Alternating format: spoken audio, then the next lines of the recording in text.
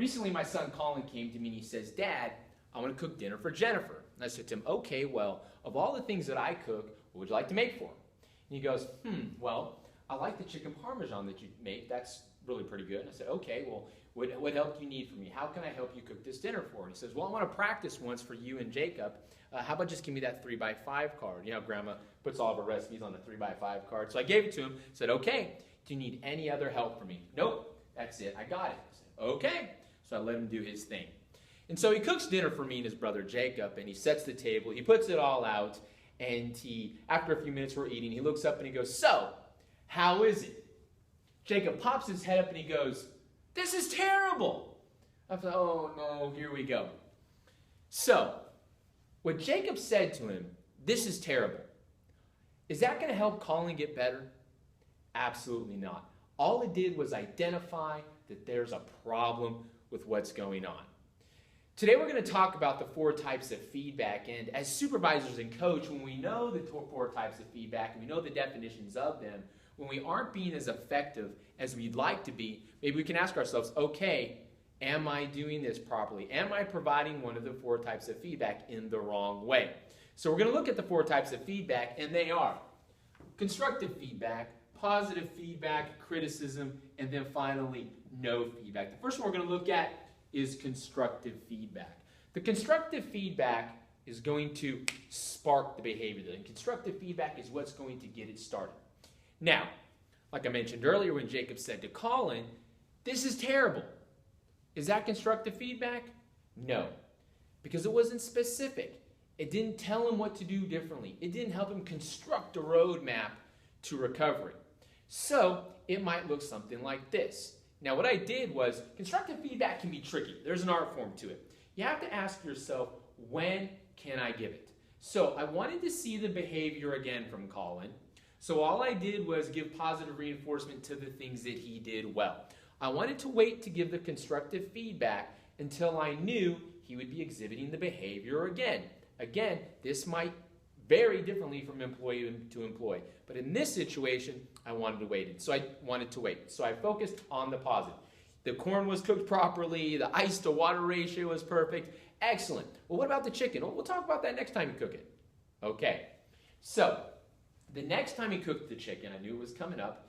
Now I provided real constructive feedback. I said to Colin, okay, so last time you cooked the chicken at 650 degrees for 45 minutes. When you did this, it made the chicken very crunchy. What can you do differently? Open-ended question. I wanted him to figure out the problem for himself. And so he says, okay, well, let me look at the recipe. And so he looked at it and he goes, oh, well, it says 450 degrees. Well, why'd you cook it at 650? I wanted to make sure it was done for you and my brother. I was like, okay, well, that's fair enough. Well, let's do this. Go ahead and cook it again and make sure you follow all the steps in the directions properly. So he cooked the chicken parmesan. He made it again for us. It turned out fantastic. You see what I did there with the constructive feedback? I was specific about the behavior. Colin, you cooked it at 650 degrees. And because of this impact, the chicken was crunchy. And then finally, what to do differently. What are you going to do differently next time? Okay, I'm going to cook it at 450 degrees.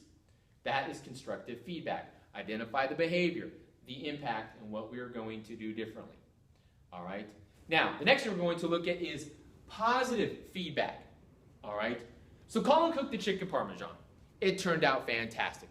So I wanted to see more of that behavior. Remember, constructive feedback sparks it. The positive feedback is what's going to keep the behavior going.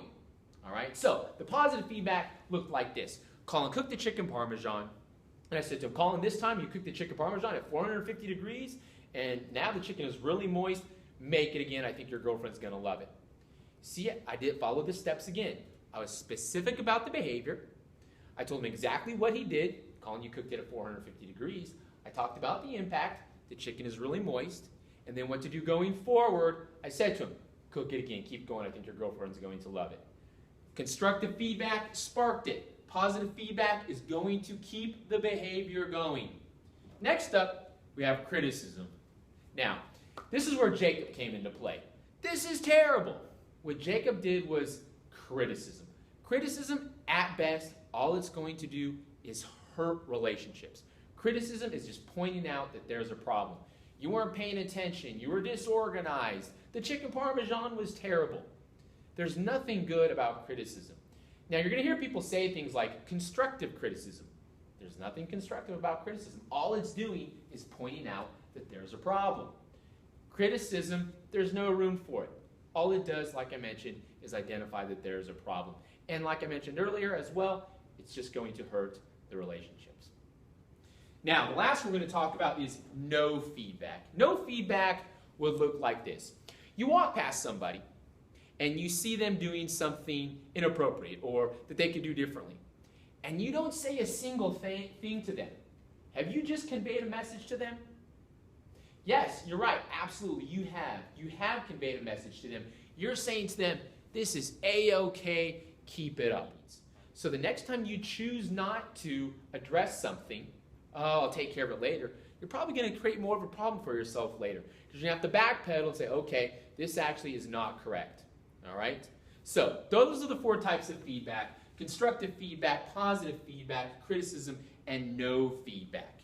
As I mentioned earlier, the next time you're giving feedback to someone and they're not doing exactly what you need them to, or you don't see the improvement, ask yourself, am I providing them with the right type of feedback?